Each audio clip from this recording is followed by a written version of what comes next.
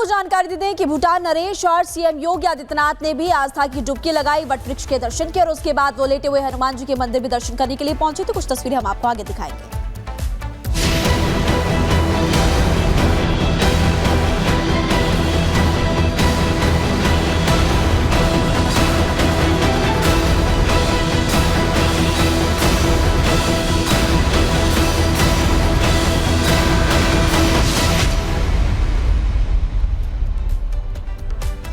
भूटान नरेश और मुख्यमंत्री योगी आदित्यनाथ ने प्रयागराज महाकुंभ में गंगा स्नान किया। गंगा स्नान के बाद दोनों नेताओं ने वट वृक्ष और लेटे हुए हनुमान जी के दर्शन भी किए। कुछ तस्वीरें इस वक्त हम आपको दिखा रहे हैं। महाकुंभ में आस्था के अद्भुत रंग लगातार देखने को मिल रहे हैं। हर तरफ सिर्फ और सिर्फ महाकुंभ की ही चर्चा हो रही है।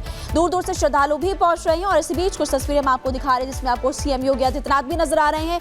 भूटान नरेश का स्वागत किया, उन्होंने पक्षियों को दाना भी खिलाया, संगम में आस्था की डुबकी लगाई, पूजा अर्चना भी की मंदिर में और इस दौरान वट वृक्ष और इसके अलावा लेटे हुए हनुमान जी के दर्शन भी किए। और लगातार हम आपको इस वक्त तस्वीरें दिखा रहे हैं जिसमें आपको नजर आएगा कि सीएम योगी आदित्यनाथ और भूटान नरेश दोनों एक साथ हैं। इसके अलावा आपको ये भी बता दें कि अब तक करोड़ों श्रद्धालु आस्था की डुबकी लगा चुके हैं और लगातार लोगों के पहुंचने का सिलसिला भी जारी है। ये 3 तस्वीरें आपकी टीवी स्क्रीन पर महाकुंभ में स्नान किया भूटान नरेश ने और इसके अलावा वट वृक्ष के दर्शन किए, वो भी आपको तस्वीरें दिखा रहे हैं। लेटे हुए हनुमान जी के दर्शन भी किए, पूजा अर्चना यहाँ पर की है और ये तस्वीरें आपको दिखा रहे हैं।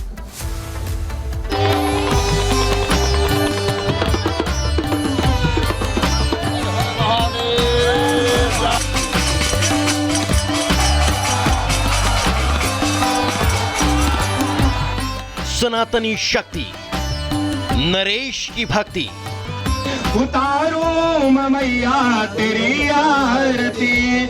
संगम पर सनातनियों का अद्भुत संसार, विदेशी मेहमानों की श्रद्धा अपार।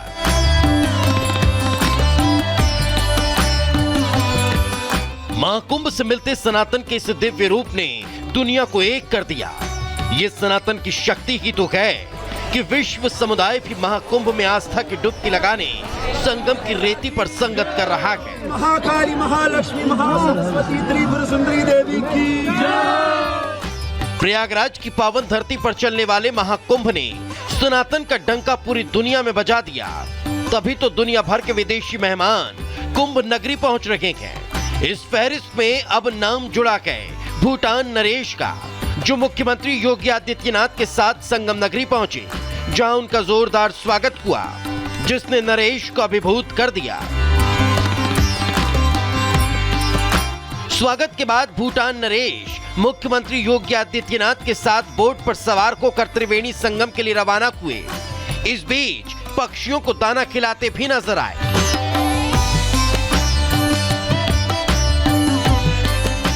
महाकुंभ में बन रहे विश्व कीर्तिमान की चर्चाओं के बीच इस आयोजन की दिव्यता भव्यता पर भूटान नरेश ने सीएम योगी से चर्चा भी की। इसके बाद वो पल आया जब 144 साल बाद बने प्रबल समय सहयोग के बीच महाकुंभ 2025 में पहुंचे नरेश जिग्मेखेसर नामग्याल वांगचुक ने आस्था की डुबकी लगाई। इस दौरान मुख्यमंत्री योगी आदित्यनाथ और साधु संत भी मौजूद रहे। इसके बाद विधि विधान से मंत्रोच्चार के बीच विशेष पूजा अर्चना की गई। मन में बसा कर तेरे मूर्ति, उतारू मैया तेरी आरती। ये सनातन शक्ति की है कि दुनिया भर के लोग हर तरह के सामाजिक बंधनों और भेदभाव को खत्म कर न सिर्फ संगम पहुंच रहे हैं, बल्कि भारतीय संस्कृति और आध्यात्म के समागम का साक्षात्कार भी कर रहे हैं। Bureau report, Republic Bharat.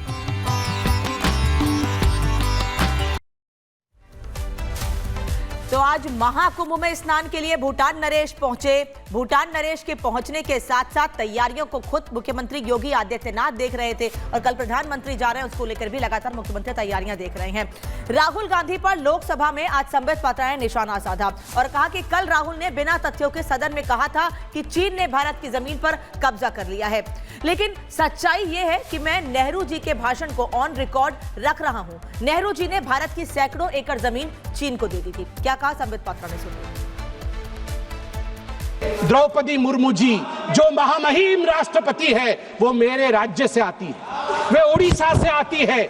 इसलिए जब उनको पुअर लेडी और पुअर थिंग कहा जाएगा उड़िया अस्मिता कभी चुप नहीं रहेगा।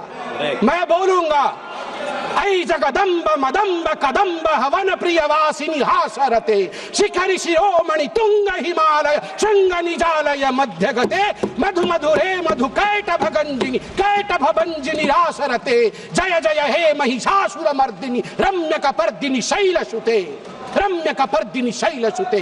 भारत की नारी दुर्गा है और यहाँ शिव जी की बात राहुल जी करते हैं। आदि देव शिव है, आद्य शक्ति माँ दुर्गा है। याद रखिए, हमारी राष्ट्रपति आदिवासी है, आदि काल से जिसके ऊपर जल जमीन और इस पूरे जंगल का आशीर्वाद हो, उनको बेचारा कहना उचित नहीं है। और याद रखिए, जगन्नाथ जी की भूमि से आती है। द्रौपदी मुर्मू जी जगन्नाथ जी की भक्त है।